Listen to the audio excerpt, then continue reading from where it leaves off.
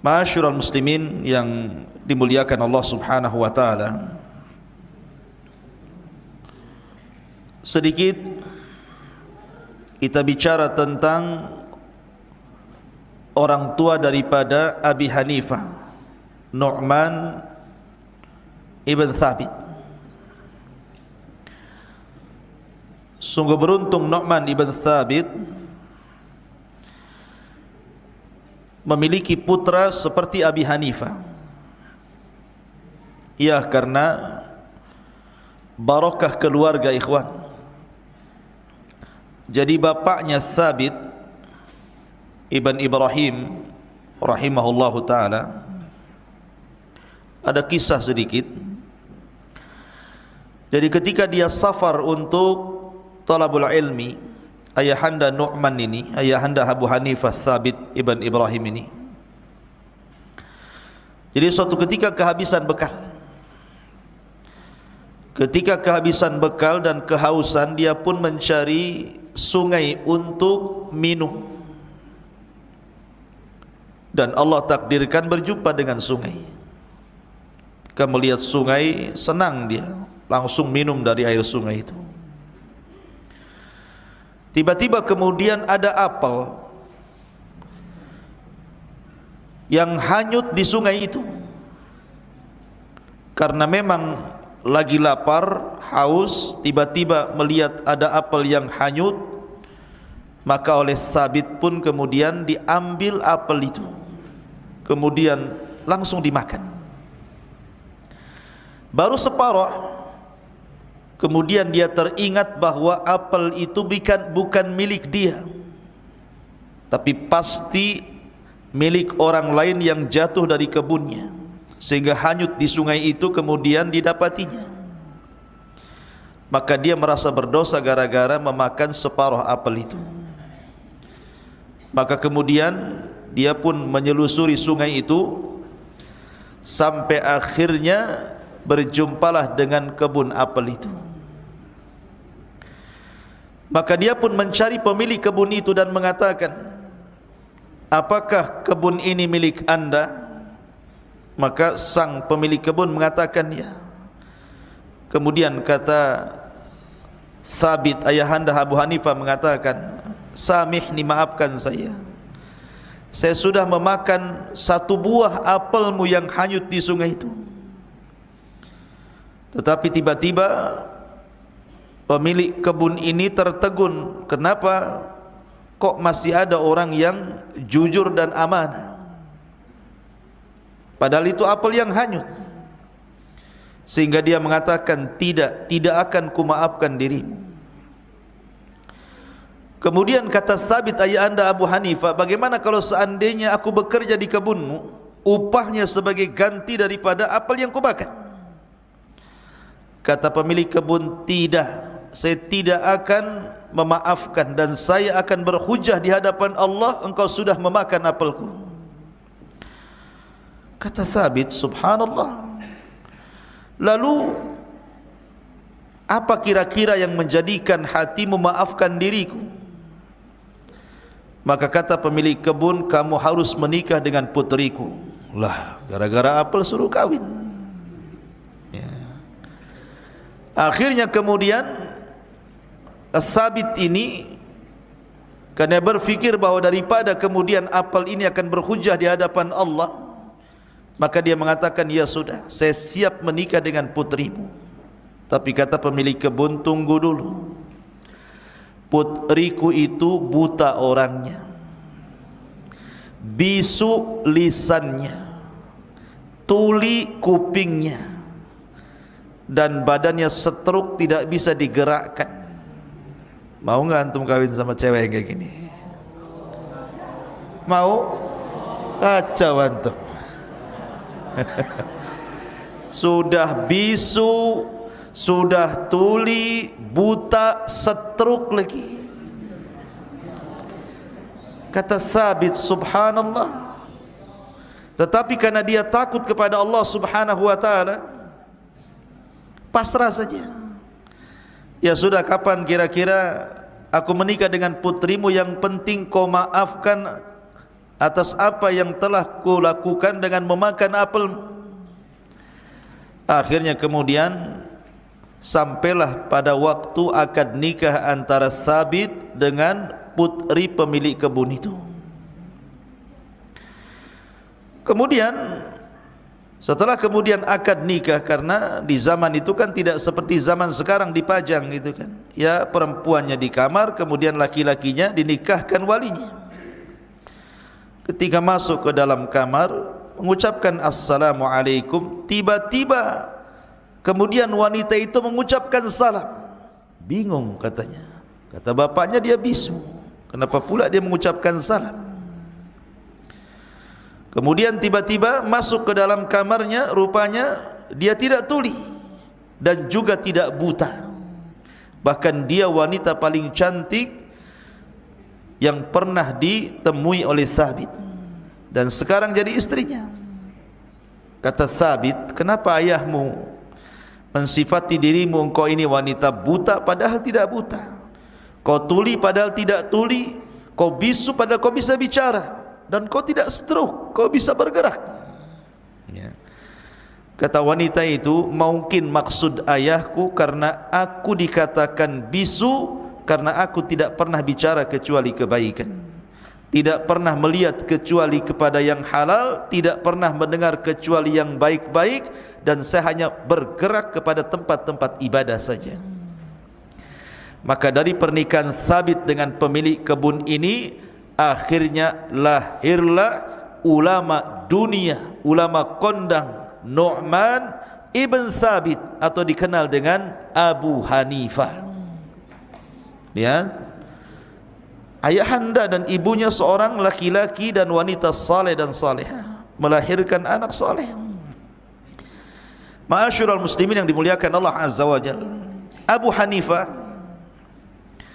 lahir pada tahun 80 Hijriah dan wafat pada tahun 150 Hijriah. Lahir pada tahun 80 Hijriah dan wafat pada tahun 150 Hijriah. Ada yang mengatakan bahwa Abu Hanifah ini pernah melihat sahabat Rasul, walaupun tidak meriwayatkan, tapi pernah melihat sahabat Rasul. Salah satu yang dilihatnya adalah Anas ibnu Malik, sahabat Anas bin Malik radhiyallahu an, karena Anas itu sahabat yang dipanjangkan usianya sampai 100 tahun lebih, Anas bin Malik itu. Dan dia sahabat yang al-mukthiruna fil hadis, banyak meriwayatkan hadis Nabi SAW. Sehingga karena Anas ini panjang hidupnya, maka Abu Hanifah pernah melihat, bukan meriwayatkan, melihat. Berarti dari sini Abu Hanifah adalah tabi'in karena pernah melihat sahabat Nabi SAW. Dia melihat Anas bin Malik, maka Abu Hanifah adalah seorang tabi'in, masuk pada generasi kedua setelah sahabat Rasul. Artinya Abu Hanifah masuk pada zaman keemasan yang disabdakan Nabi SAW, khairun nasi qarni thumma alladhina yalunahum thumma alladhina yalunahum. Sebaik-baik generasi adalah generasiku dan sahabatku, kemudian para tabi'in, kemudian para tabi'ut tabi'in. Dan Abu Hanifah itu hidup di dua daulah, di dua kerajaan. Dia pernah hidup ketika pemerintahan dikuasai oleh daulah Umayyah, dan dia pun hidup ketika daulah Umayyah runtuh, kemudian tegak daulah Abbasiyah. Berarti hidup di dua kerajaan, Umayyah dan juga Abbasiyah. Lah Abu Hanifah adalah satu di antara a'immatul arba', satu di antara 4 imam madhab, pencetus madhab. Ada Hambali, ada Maliki, ada Syafi'i, ada Hanafi. Dan Hanafi ini dicetus oleh Abu Hanifah. Dan subhanallah, Imam Syafi'i rahimahullahu ta'ala ketika memberikan pujian kepada Abu Hanifah, kata Imam Syafi'i, man arada an yatabahhar fil fiqhi fahuwa iyalun ala Abi Hanifah. Maka siapapun yang ingin berenang, ingin masuk ke dalam lautan fiqih, maka sesungguhnya Abu Hanifah adalah pengasas pertama fikih dalam Islam. Dahulu orang tidak kenal meletakkan bab-bab fikih dalam kitab itu, bab tohara, bab tayamum, bab wudu, bab solat, tidak ada yang tahu. Abu Hanifah lah pertama kali mengasas fikih, kemudian diikuti para ulama setelahnya. Berarti jasanya luar biasa Abu Hanifah karena yang mengasas fikih, kemudian baru diikuti ulama setelahnya dan ulama setelahnya.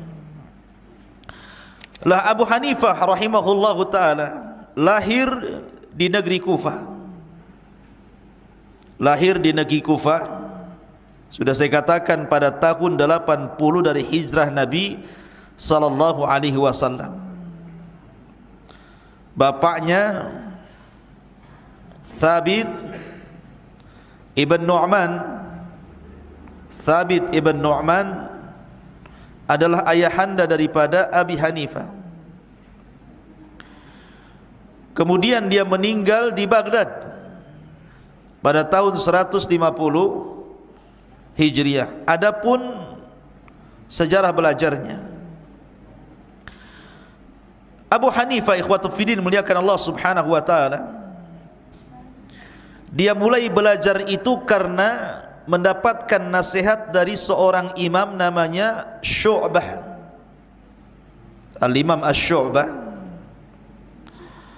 Dia yang menasihati Abi Hanifah untuk duduk di halaqah para ulama. Lah ketika itu Abu Hanifah rahimahullahu ta'ala terpengaruh dengan salah seorang ulama besar namanya Hammad ibn Abi Sulaiman. Itu guru yang paling mempengaruhi Abu Hanifah, namanya Hammad ibn Abi Sulaiman. Dia belajar fiqih sampai Hammad ini meninggal. Jadi dia sedot ilmunya Hammad ibn Abi Sulaiman ini selama 40 tahun. Ketika itu usia Abu Hanifah ketika meninggal syekhnya ini di usia 40 tahun. Dan Abu Hanifah rahimahullahu ta'ala akhirnya menggantikan posisi gurunya Hammad ibn Abi Sulaiman di Kufah untuk menjadi mufti, pengajar, ya, menggantikan gurunya karena kecerdasannya. Ma'asyiral muslimin yang dimuliakan Allah subhanahu wa ta'ala, tentu guru-gurunya banyak, murid-muridnya juga banyak, dan tapi kalau karyanya memang tidak terlalu banyak karena yang membesarkan madhab beliau adalah murid-muridnya. Tapi sebelum saya jelaskan panjang lebar, saya ingin menjelaskan kepada antum beberapa kisah kecerdasan Abu Hanifah.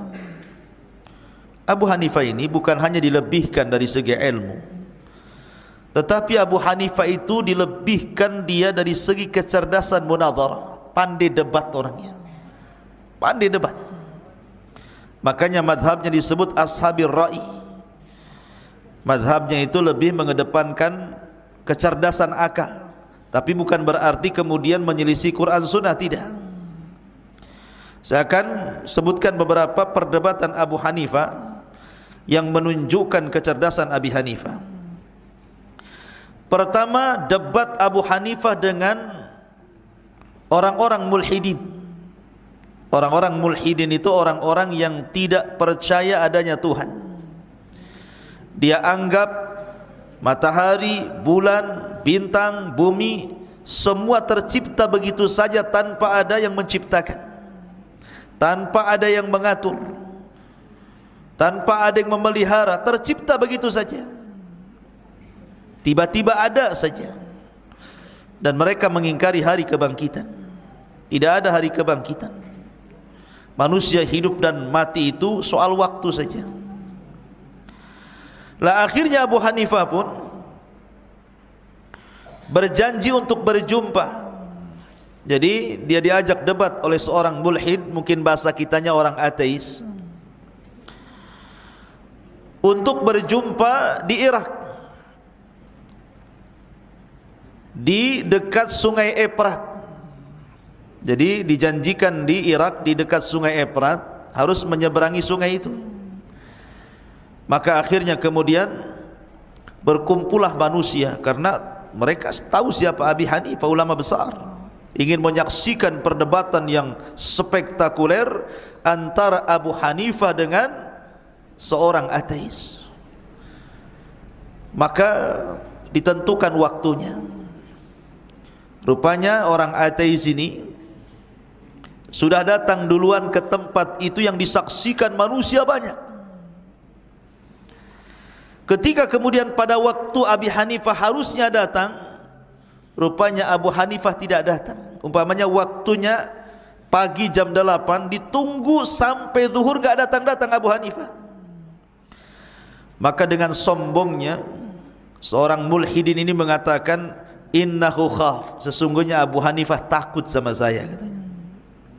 Sambil bangganya dia mengatakan, sesungguhnya Abu Hanifah takut dengan saya. Ketika kemudian lama-lama manusia kesal karena kelamaan nunggu, Abu Hanifah tidak datang-datang, hampir saja orang-orang itu pergi. Tiba-tiba dari kejauhan Abu Hanifah datang. Maka orang-orang pun merapat kembali dan ingin menyaksikan perdebatan itu. Kata Abu Hanifah, samihuni ya fulan, maafkan aku hai fulan atas keterlambatanku, karena aku harus menyeberang sungai masalahnya. Dan ada kejadian yang luar biasa yang menjadikan aku terlambat.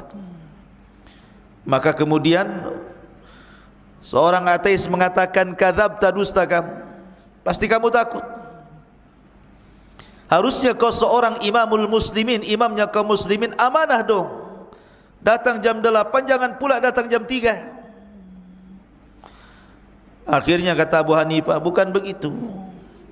Masalahnya tadi ketika saya hendak nyeberang sungai, saya nunggu perahu nggak datang-datang. Tiba-tiba pohon di samping saya itu kena petir. Kemudian pohon itu tumbang menjadi 2, kemudian jatuh ke sungai. Tiba-tiba ada pohon lain tumbang juga, jatuh ke sungai. Kemudian banyak pohon yang jatuh ke sungai. Tiba-tiba kemudian pohon yang di sungai itu terbelah-belah sendiri, kemudian membentuk perahu sendiri, kemudian memaku sendiri. Akhirnya jadilah perahu secara tiba-tiba. Nggak ada yang buat perahu, tahu-tahu jadi perahu. Maka aku pun naik ke perahu itu, kemudian perahu itu jalan sendiri sampai akhirnya menyeberangi sungai. Kata orang ateis ini, kau gila ya Abu Hanifah, mana ada perahu tercipta sendiri, pohon tumbang sendiri, terserut sendiri, terpotong-potong sendiri, terangkai sendiri, akhirnya jadi perahu. Kadzabta, dusta kau ya Abu Hanifah. Kata Abu Hanifah, dari sini sebenarnya orang ateis sudah kalah debat. Kalau seandainya perahu yang kecil tidak mungkin ujug-ujug ada, pasti ada yang merangkai, pasti pohonnya ada yang nebang, ada yang menyerut, ada yang memotong, ada yang merangkai perahu, ada yang memaku, baru jadi perahunya. Perahu saja tidak mungkin jadi sendiri kecuali ada yang membuat. Bagaimana alam semesta ini? Masa bumi ujug-ujug ada, kemudian bintang ujug-ujug ada gitu? Enggak mungkin. Dari sini sebenarnya orang ateis sudah kalah debat, karena dia yang mengatakan Abu Hanifah pendusta, padahal dia yang pendusta. Ya. Ini perdebatan pertama yang dilakukan Abu Hanifah dengan seorang ateis. Kemudian perdebatan yang kedua, Abu Hanifah berdebat dengan orang Khawarij. Dengan orang Khawarij. Orang Khawarij itu adalah orang yang sesat. Firqah pertama sesat dalam Islam itu Khawarij, kemudian Syiah. Lah salah satu akidah Khawarij itu ikhwan, mereka mengatakan bahwa para pelaku dosa besar dia di dunia dihukumi kafir dan di akhirat masuk neraka dan dikekalkan di dalamnya. Itu akidah mereka seperti itu. Jadi kalau orang mencuri dan dia muslim, dia langsung kafir. Kalau orang berzina walaupun dia muslim, langsung kafir. Kalau dia minum khamar dan dia muslim ketika minum khamar, langsung kafir. Pokoknya orang yang melakukan dosa besar itu kafir, dan di akhirat masuk neraka kekal di dalamnya. Itulah akidah Khawarij. Tapi akidah ahli sunnah, para pelaku dosa besar selama dia tidak syirik, tidak kafir, tetapi mukmin naqisul iman, tetap mukmin tetapi kurang imannya. Karena iman itu bisa bertambah dengan taat, bisa berkurang dengan maksiat. Jadi suatu ketika di Masjid Kufah itu didatangkan dua jenazah, yang satu laki-laki, yang satu perempuan. Yang jenazah laki-laki ini dia mati karena minum khamr, overdosis. Mungkin minum khamr oplosan, mungkin mati dia. Kemudian yang kedua ini wanita berzina, kemudian hamil, kemudian mati. Jadi dua-duanya para pelaku dosa besar, yang satu berzina, yang satu minum khamr, dua-duanya mati. Lah di pintu masjid ini datang orang Khawarij bawa pedang, ya, melarang orang untuk menyolatkan dua orang itu karena dia kafir, tidak boleh disolatkan karena dia mati di atas dosa besar, zina dan minum khamr. Tiba-tiba datang Abu Hanifah. Abu Hanifah datang, kemudian dicegat oleh dua orang ini yang membawa pedang di tangannya. Ya Abu Hanifah, saya ingin bertanya kepadamu tentang dua jenazah itu. Apakah dua jenazah itu kafir ataukah dua jenazah itu muslim? Ya, kan dua orang ini kan tadinya Islam, muslim, kemudian meninggal di atas minum khamar, dan satunya karena berzina. Orang Khawarij mengatakan dua-duanya kafir. Jadi Abu Hanifah dipaksa, menurutmu ini dua jenazah ini mukmin atau kafir? Kalau kau katakan mukmin, kubunuh kau. Kalau kau katakan kafir, berarti madhabmu sama dengan kami. Abu Hanifah orang cerdas, digitukan. Kata Abu Hanifah, tanya sama orang Yahudi ini dua jenazah ini jenazah Yahudi ya dulunya? Dia seorang Yahudi ya? Bukan. Nasrani? Bukan. Majusi? Bukan. Lalu dia jenazah siapa? Dia muslim dulunya, kemudian berzina, meninggal. Yang satunya muslim, kemudian minum khamar, kemudian mati. Berarti bukan Yahudi? Bukan. Nasrani? Bukan. Majusi? Bukan. Lalu siapa? Muslim. Ya sudah, selesai. Berarti dia tidak kafir. Apalagi ya. Kemudian bagaimana menurutmu wahai Abu Hanifah? Apakah dia masuk surga atau masuk neraka? Kata Abu Hanifah, saya tidak bisa menjawab kecuali saya ingat perkataan Ibrahim alaihi salatu wassalam, faman tabi'ani fa innahu minni wa man asani fa innaka ghafurur rahim. Kalau dia mengikutiku maka dia termasuk golonganku, kalau dia bermaksiat kepadaku maka engkau ya Rabb maha pengampun lagi maha penyayang. Dan juga perkataan Isa bin Maryam, in tu'adzibhum fa innahum ibaduk wa in taghfir lahum fa innaka antal azizul hakim. Kalau memang kau adab mereka ya Rabb, itu hambamu, tapi kalau kau ampuni maka engkau zat yang maha Al-Aziz, perkasa lagi bijaksana. Artinya soal kematian itu urusan Allah. Soal dia di neraka atau tidak itu saya tidak tahu, itu urusan Allah. Dari sini kemudian orang Khawarij ini kalah debat, akhirnya mencium kening Abu Hanifah dan mengatakan shadaqta anta ya imam. Kemudian perdebatan yang ketiga, Abu Hanifah debat dengan salah satu dzurriyyah Nabi sallallahu alaihi wasallam. Jadi Abu Hanifah ini kan di Irak. Lah, karena Abu Hanifah terkenal suka berdebat dan kecerdasan akalnya, akhirnya terfitnahlah manusia dan mengatakan bahwa Abu Hanifah lebih mendahulukan akal dibandingkan hadis Nabi sallallahu alaihi wasallam. Sampailah perkataan ini ke Mekah, dan di Mekah itu ada ulama namanya Muhammad Al-Baqir. Muhammad Al-Baqir ini salah satu cicit Nabi sallallahu alaihi wasallam dari keturunan Ali bin Abi Thalib. Muhammad Al-Baqir, alim ulama Mekah. Ketika mendengar bahwa Abu Hanifah ini datang dari Kufah ke Mekah haji, maka Muhammad Al-Baqir ini ingin tabayyun. Ingin tabayyun artinya cross check, betul enggak Abu Hanifah ulama kondang yang ada di Kufah ini lebih mendahulukan akal dibandingkan hadis Rasul. Dipanggil Abi Hanifah ini. Setelah kemudian dipanggil oleh Muhammad Al-Baqir, kata Muhammad Al-Baqir, "Wahai Abu Hanifah, sini kamu. Saya dengar engkau lebih mendahulukan kata Muhammad Al-Baqir, bagaimana engkau bisa merubah hadis-hadis kakekku?" Awalnya begitu perdebatannya. Bagaimana mungkin kau berani merubah-rubah hadis-hadis dari kakekku, maksudnya Nabi sallallahu alaihi wasallam. Kata Abu Hanifah, saya tidak pernah merubah hadis satu pun dari kakekmu. Kemudian, kalau begitu sini duduk kamu, saya ingin berhukum sama kamu. Tiba-tiba Abu Hanifah menghadap Muhammad Al-Baqir. Muhammad Al-Baqir sedang duduk di kursi seperti ini.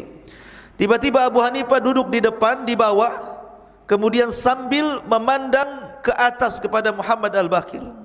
Kagetlah Muhammad Al-Baqir, kenapa dia duduk di situ? Kata Muhammad Al-Baqir, kenapa kau duduk di situ, di bawah? Kenapa kau tidak duduk di kursi di sini? Kata Abu Hanifah, beginilah caranya menghormati keluarga Rasul, sebagaimana sahabat Nabi sallallahu alaihi wasallam menghormati Nabi sallallahu alaihi wasallam. Kemudian kata Muhammad Al-Baqir, "Ya Abu Hanifah, saya ingin bertanya kepadamu, benar kau mendahulukan akalmu dibandingkan hadis Nabi sallallahu alaihi wasallam?" Kata Abu Hanifah, "Tidak." "Buktikan." Kata Abu Hanifah, "Begini, saya ingin bertanya kepada anda wahai Muhammad Al-Baqir." Dengarkan nih pertanyaannya. Kata Abu Hanifah, "Ya Imam Muhammad Al-Baqir, ada dua orang, satu laki-laki, satu perempuan. Mana lebih kuat, laki-laki ke perempuan kah?"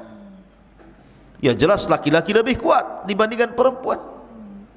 Secara fisik, secara akal laki-laki lebih kuat dibandingkan perempuan. Sepakat di mana-mana orang mengatakan seperti itu. Kata Abu Hanifah, "Baik. Kalau engkau bersepakat denganku bahwa laki-laki lebih kuat dibandingkan perempuan secara fisik dan akal, saya ingin tanya lagi. Pembagian warisan laki-laki dan perempuan lebih banyak mana? Laki-laki kah perempuan?"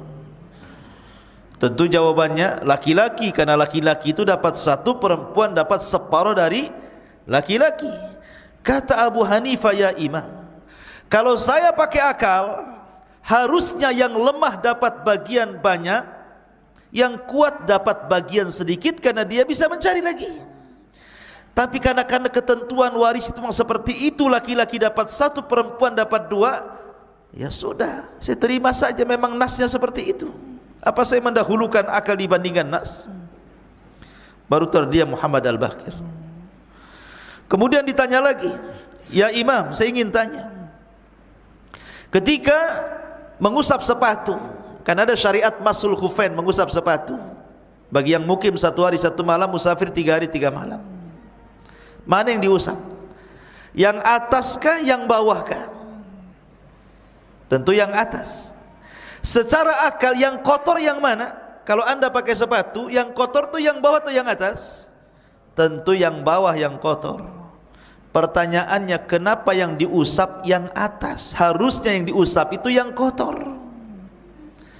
Kalau memang saya pakai akal, kata Abu Hanifah, tentu saya akan balik. Syariat mengusap sepatu itu di bawah. Tapi karena memang nasnya harus di atas, ya di atas.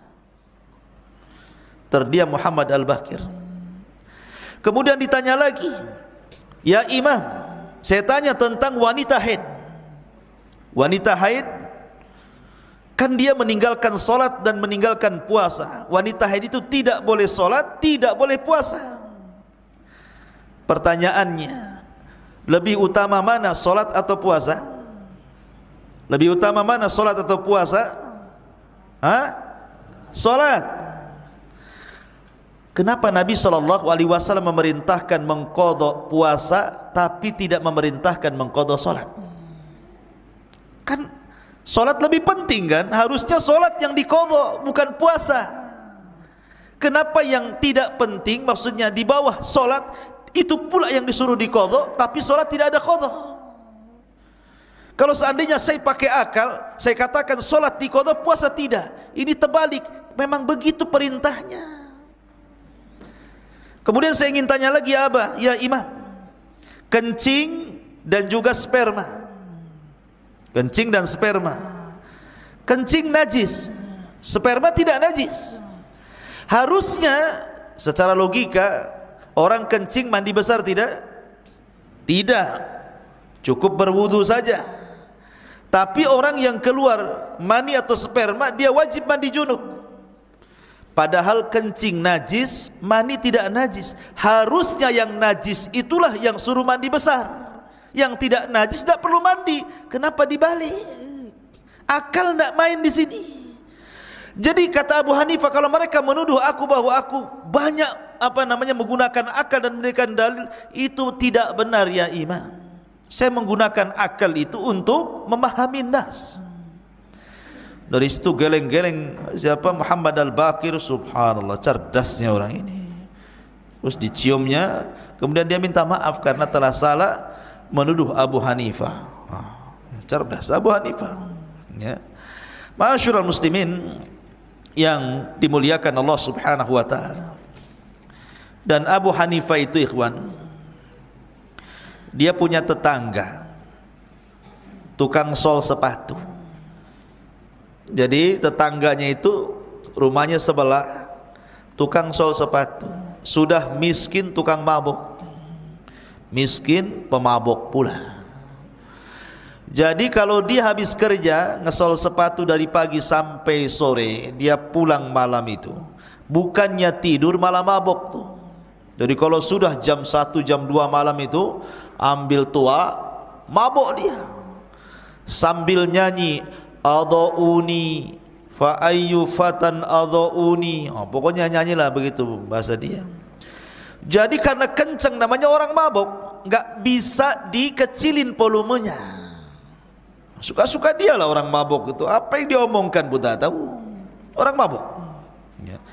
Jadi suara anak muda ini sampai ke rumahnya Abu Hanifah. Setiap dia mabuk jam 1 jam 2, Abu Hanifah terbangun. Setiap hari. Akhirnya jadi kebiasaan, akhirnya jadi alarm dia. Pokoknya kalau dia sudah nyanyi, bangun, salat malam. Setiap hari kayak gitu. Sampai suatu ketika Abu Hanifah tertidur sampai subuh, alarmnya tidak bunyi. Ya, yang mabuknya itu tak ada. Rupanya pas ditengok di rumahnya memang tak ada pun. Maka Abu Hanifah mengatakan, di mana tetanggaku yang setiap malam membangunkan aku itu? Kata orang-orang, akhaduhu syurtah ya Abu Hanifah, ditangkap polisi karena buat kriminal. Tetanggaku ditangkap polisi, kata Abu Hanifah. Akhirnya berangkatlah Abu Hanifah ke penjara. Abu Hanifah orang kaya, ikhwan. Imam madhab yang paling kaya itu Abu Hanifah. Dia punya pabrik kain, punya pabrik zait, pabrik minyak, karyawannya banyak. Dia datang ke syurtah, Ketika syurta polisi melihat Abu Hanifah, kaget dia, ngapain Abu Hanifah ini masuk-masuk penjara ini. Langsung dihormati, ila aina tadhhab ya imam, mau kemana kau ya imam datang-datang kemari? Kata Abu Hanifah, tidak, tetanggaku ditangkap di penjara di sini ya. Tetangga yang mana? Itu tuh yang tukang mabuk tuh. Tolong keluarkan dia, ku tebus dia berapa. Akhirnya kemudian ditebus. Kata Abu Hanifah, sambil kemudian dia menirukan nyanyian yang suka dibaca dia. Abu Hanifah sampai hafal. Dia nirukan nyanyian orang itu. Semalam kau tidak nyanyi seperti ini lagi, maka aku tidak terbangun, katanya. Akhirnya kemudian dibawanya pergi oleh Abu Hanifah. Sepanjang jalan anak muda ini menangis, menyesal, dan dia pun berjanji di hadapan Abu Hanifah untuk tidak mengulang maboknya dan tidak bermaksiat lagi. Dan sejak itulah dia menjadi muridnya Abu Hanifah.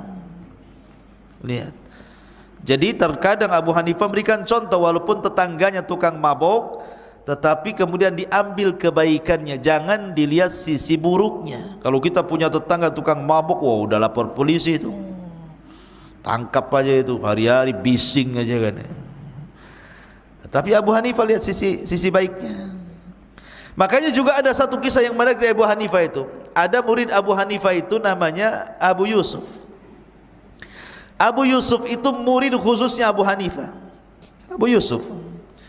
Belakangan Abu Yusuf itu kan menjadi hakim, menjadi qadhi di zaman Harun ar-Rasyid. Siapa yang tidak kenal Abu Yusuf? Itu muridnya Abu Hanifah. Lah Abu Yusuf ini orang miskin. Orang tuanya tidak punya. Hari ini kerja, hari ini untuk makan. Tapi Abu Yusuf ketika kecil itu suka hadir di majelisnya Abu Hanifah. Pula cerdas pula Abu Yusuf ini. Abu Hanifah suka. Jadi kalau Abu Yusuf datang ke majelis Abu Hanifah, orang tuanya marah dan mengatakan, la tajlis ala Abi Hanifah, kau jangan duduk di tempat Abu Hanifah. Abu Hanifah itu kaya, kau ini miskin, harus kerja, ke pasar kau. Geret sama orang tuanya Abu Yusuf ini. Lama Abu Yusuf tidak hadir di majelis ini. Abu Hanifah bertanya, aina Abu Yusuf? Di mana Abu Yusuf? Kok enggak ada? Orang-orang mengatakan, manaatku ummuhu ya Abu Hanifah, ibunya melarang dia tidak boleh bermajlis di sini. Oh, gitu ya. Akhirnya Abu Hanifah datang ke pasar, menemui orang tua Abu Yusuf dan mengatakan, begini saja, kau sehari dapat berapa? Dapat sekian dinar atau dirham namanya. Ya sudah, gini saja, biarkan anakmu belajar di majelisku, dan setiap hari ku kasih uang lebih besar daripada pendapatanmu sehari. Deal or no deal? Deal, katanya. Selesai. Abu Yusuf disuruh belajar. Kemudian Abu Hanifah mengatakan kepada orang tuanya, begini fulan, anakmu ini Abu Yusuf, kalau seandainya Allah takdirkan nanti dia umurnya panjang, maka dia akan memakan sebuah makanan yang lezat yang disebut dengan falujah. Falujah itu makanan yang tidak dimakan kecuali seorang khalifah. Nanti kalau anakmu besar, kata Abu Hanifah, dia akan makan falujah. Falujah itu makanan yang dimakan oleh khulafa saja, oleh para khalifah-khalifah. Kata bapaknya tertawa, ada-ada aja Abu Hanifah ini. Mana ada, katanya. Ya, tapi Abu Hanifah ini firasatnya kuat.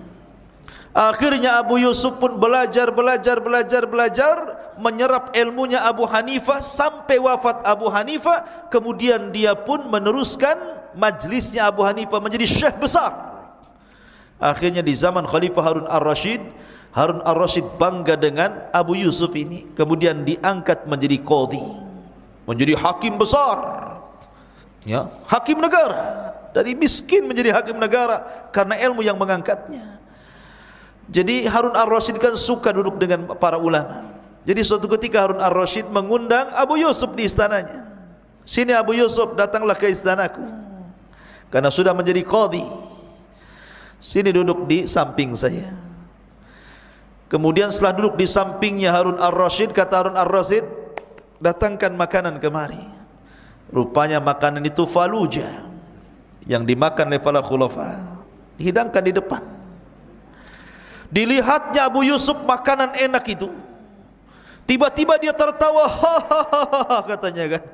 Tertawa dia melihat makanan itu. Ya. Katanya, Khalifah, kok ada apa mentertawakan makanan itu? Ada apa dengan makanan ini katanya?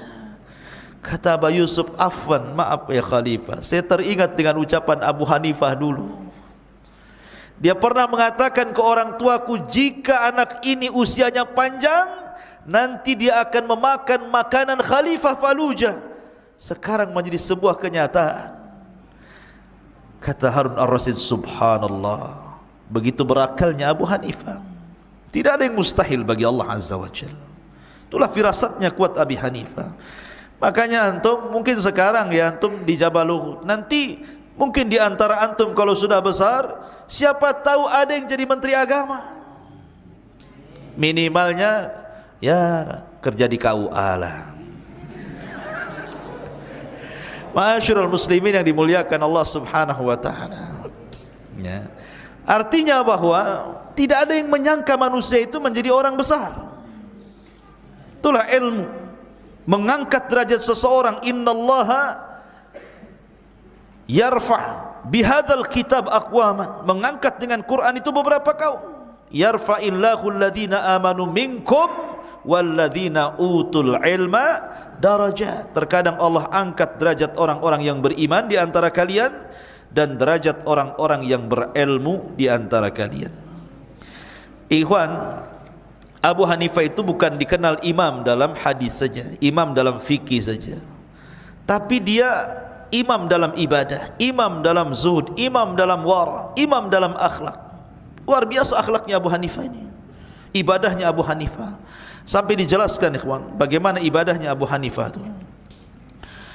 Ibadahnya Abu Hanifah itu dijelaskan oleh para ulama tentang akhlak ibadahnya beliau. Jadi Abu Hanifah itu satu di antara 4 manusia yang suka menghatamkan Al-Quran dalam 1 rakaat salat. Abu Hanifah satu di antara 4 manusia yang suka menghatamkan Al-Quran dalam 1 rakaat salat. Pertama Utsman ibn Affan, dia menghatamkan Al-Quran dalam 1 rakaat witir. Yang kedua Ubay ibn Ka'ab. Yang ketiga Tamim ibn Aus Ad-Dari yang pernah berjumpa dengan Dajjal. Kemudian yang keempat Nu'man ibn Thabit atau Abu Hanifah. Bayangkan 1 rakaat hafal, selesai khatam Quran 1 rakaat. Kan lama tuh 30 juz itu ya. Tapi orang dulu itu saking khusyuknya, ya nyantai saja 1 rakaat itu hafal Al-Quran itu, dihatamkan dalam 1 rakaat. Karena Abu Hanifah punya perhatian lebih terhadap Al-Quranul Karim. Ma'asyiral muslimin yang dimuliakan Allah Azza wa Jalla. Bahkan Abu Hanifah rahimahullahu ta'ala, beliau dijelaskan bahwa berpuasa selama 30 tahun. Jadi berpuasa selama 30 tahun. Kemudian dia salat fajar dengan wudunya Isya selama 40 tahun. Anda bisa bayangkan, orang bisa salat fajar tidak berwudu dan dia menjaga wudunya Isya. Jadi waktu Isya dia berwudu tidak batal. Kemudian sampai subuh, kemudian dia salat subuh tidak berwudu karena menggunakan wudunya Isya. Maknanya apa di sini? Maknanya Abu Hanifah tidak tidur. Kalau tidur batal kan wudunya. Jadi Abu Hanifah tidak tidur selama 40 tahun. Abu Hanifah qiyamul lail, salat malam terus.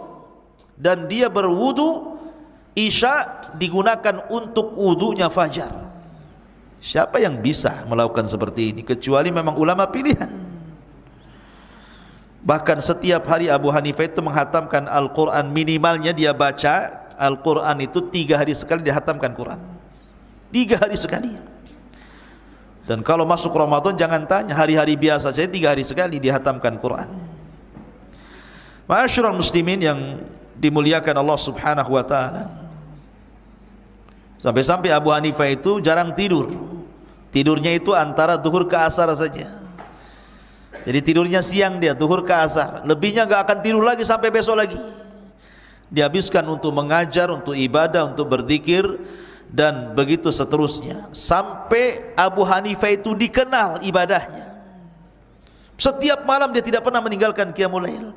Sampai akhirnya orang-orang membicarakan Abu Hanifah. Ketika Abu Hanifah ke pasar, ada dua wanita ngerumpi. Biasalah perempuan suka ngerumpi, ya. Kata salah satunya mengatakan, sesungguhnya Abu Hanifah la yanamul lail, tidak pernah tidur malam, solat malam terus, ya. Kedengaran sama Abu Hanifah pujian orang itu. Apa kata Abu Hanifah? La yutahaddats anni bima la af'al. Jangan pernah berbicara soal diriku dengan sesuatu yang tidak pernah aku lakukan. Artinya Abu Hanifah menyangkal padahal benar gitu pujian orang. Kalau kita kan dipuji kan mesti itu nanya. Kalau kita kan dipuji kan mesti itu nanya itu.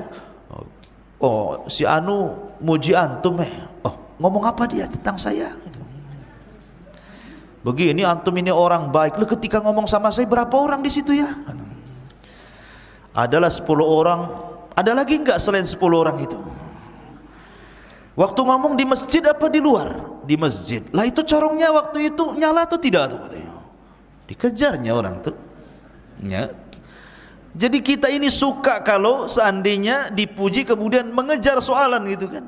Karena kita ini bangga kalau dipuji. Abu Hanifah enggak bangga. Dia tidak mau dipuji orang. Ma'asyiral muslimin, ikhwan akhwat yang dimuliakan Allah Subhanahu wa taala. Lah Abu Hanifah itu ikhwan, subhanallah, dijelaskan di antara akhlaknya juga. Beliau itu tidak pernah marah walaupun dituduh macam-macam. Sampai-sampai dalam biografi beliau ada orang datang ke majelisnya Abu Hanifah. Ke majelisnya Abu Hanifah, tiba-tiba berteriak dengan mengatakan, ya zindiq, ya munafiq. Tunjuk-tunjuk Abu Hanifah itu. Hei orang zindiq, hei orang munafik katanya. Subhanallah. Antum kalau digitukan, wow pitam lah antumnya. Tapi Abu Hanifah mengatakan, ghafarallahu lak wa ghafarallahu li. Semoga Allah ampuni dirimu dan Allah ampuni diriku. Tidak marah, tidak membahas, tidak membalas. Sehingga dikatakan, ya Abu Hanifah, lima la taruddu, kenapa kau tidak balas ucapan itu yang mengatakan kau zindik, kau munafik itu, kau ahli bid'ah itu. Tetapi Abu Hanifah mengatakan, cukuplah yang membalasnya para malaikat. Karena siapa yang mendoakan keburukan, maka keburukannya akan kembali ke yang mendoakannya. Jadi antum kalau dicela orang, kawan antumnya lah diam saja, biar yang jawab malaikat. Ya. Itulah Abu Hanifah mengajarkan akhlak yang luar biasa kepada kita. Ma'asyiral muslimin yang dimuliakan Allah Subhanahu wa taala.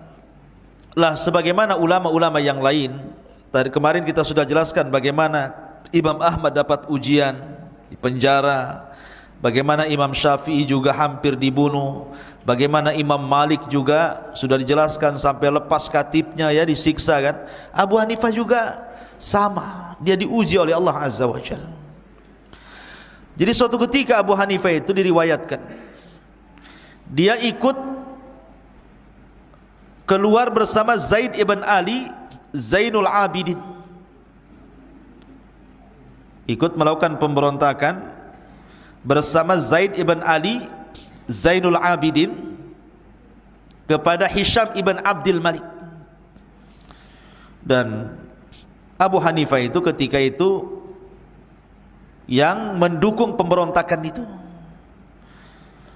Lah karena kemudian ketahuan nih bahwa Abu Hanifah salah satu di antara yang mendukung orang-orang itu, Zaid ibn Ali ibn Zainal Abidin ini, maka dia pun kemudian dipenjara dan disiksa habis-habisan, hampir-hampir kemudian dia terbunuh dalam penjara. Kemudian juga di masa Khalifah Abu Ja'far Al-Mansur. Jadi Abu Ja'far Al-Mansur ini meminta Abu Hanifah untuk menjadi hakim, menjadi qadhi. Tapi Abu Hanifah tidak mau. Bayangkan lu, dikasih kedudukan menjadi hakim agung di negara, tidak mau Abu Hanifah. Kalau sekarang berebut tuh posisi jadi hakim agung, nyogok lah yang penting jadi kan gitu. Tapi Abu Hanifah tidak mau. Sampai dipaksa tidak mau. Akhirnya Abu Hanifah terpaksa ditangkap, kemudian dipenjara gara-gara tidak mau jadi hakim agung. Sampai Allah takdirkan Abu Hanifah meninggal di tahun 150 Hijriah. Karena menolak tidak mau jadi hakim agung. Kan? Luar biasa itu mihnanya Abi Hanifah rahimahullahu ta'ala. Adapun di antara karya-karya beliau, di mana Abu Hanifah rahimahullahu ta'ala, beliau mengarang kitab namanya Al-Fiqhul Akbar, kemudian juga Al-Fiqhul Awsat, kemudian Al-Alim wal Muta'allim, ya. Jadi beliau mengarang Al-Fiqhul Akbar, kemudian Al-Fiqhul Awsat, kemudian Al-Alim Al-Muta'allim, kemudian juga Al-Wasiyah gitu. Itu karya-karya besar daripada Abi Hanifah rahimahullahu ta'ala. Dan Abi Hanifah rahimahullahu ta'ala banyak dipuji para ulama, sangat banyak dipuji para ulama. Di antaranya pujian para ulama mengalir kepada Abu Hanifah apa yang dikatakan Waqi ibnul Jarrah. Waqi ibnul Jarrah ini gurunya Imam Syafi'i. Apa kata Imam Waqi? Kana Abu Hanifah ta'azimul amanah wa kana yu'thiru ridallah ala kulli syai'in. Abu Hanifah itu paling amanah hidupnya. Abu Hanifah itu tidak pernah berdusta, ikhwan. Dia katakan selama 40 tahun lebih aku jaga lisanku, aku tidak pernah berdusta, baik sungguh-sungguh ataupun main-main, baik sungguh-sungguh atau gurau maksudnya, tidak pernah berdusta. Siapa yang bisa melakukan seperti itu kalau bukan ulama ya?